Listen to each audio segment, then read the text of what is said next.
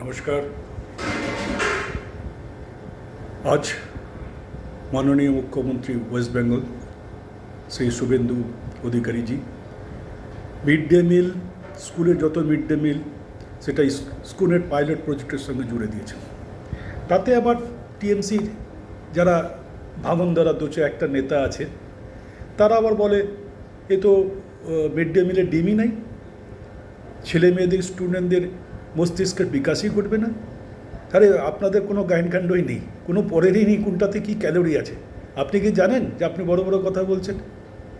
রেকুনাল ঘোষ কিচ্ছু জানে না যে পনিরের মধ্যে কী গুণ আছে, চানা ডালের মধ্যে কী গুণ আছে, আর সোয়াবিনের মধ্যে কী গুণ আছে।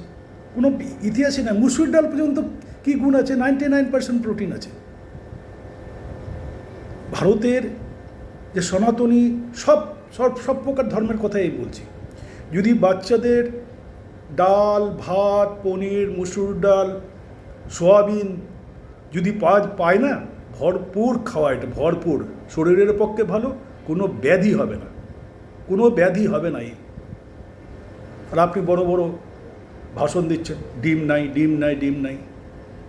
আরে ডিমের সঙ্গে আপনি কি আছেন? আপনি জানেন একটা ডিমের ওজন কত? আপনাদেরকে তো মারছে এখন, তো বিক্ষুব্ধ হয়ে 70 গ্রামের ডিম এক একটা করে আপনাদের কপালে, মুখে, নাকে, চোখে মারছে।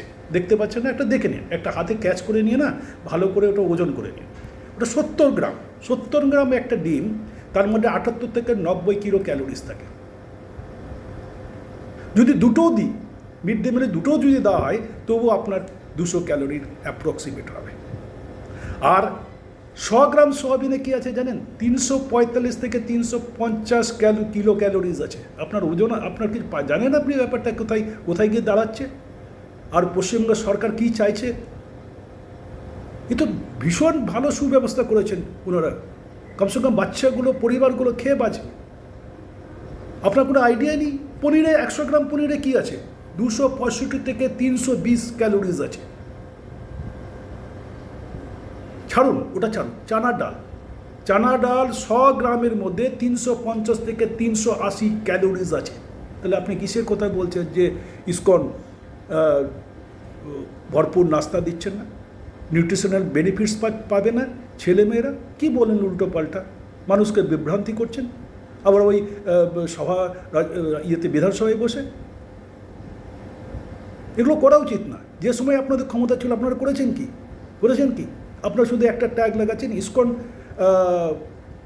সনাতনী, সেই জন্য আমরা সনাতনী পাইলট প্রজেক্টের সঙ্গে জুড়েছি। না রে ভাই, একটা বাচ্চার সমস্ত কিছু দেখতে হবে।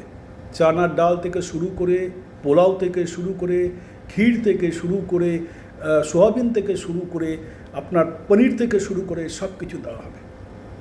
এটা complete food, complete package food for the students. It is completely nutritional benefits.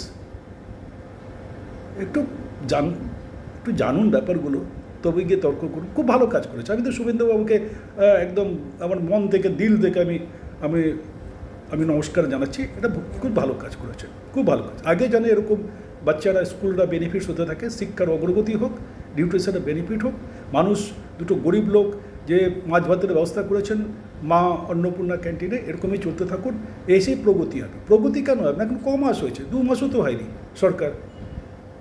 2 মাসে যদি এত বড় বড় প্রজেক্ট, পাইলট প্রজেক্ট নিয়ে আসতে পারে, তাহলে কি আপনি ভাবুন 5 বছরে কী হবে আমাদের রাজ্য। ভৎসনা করবেন না বর্তমান সরকারকে। বর্তমান সরকার খুবই একভাবে, সুন্দরভাবে ওরা চলছেন। ওনাদের লক্ষ্য ভীষণ স্থির, ওনাদেরকে ডিস্টার্ব করতে যায় না।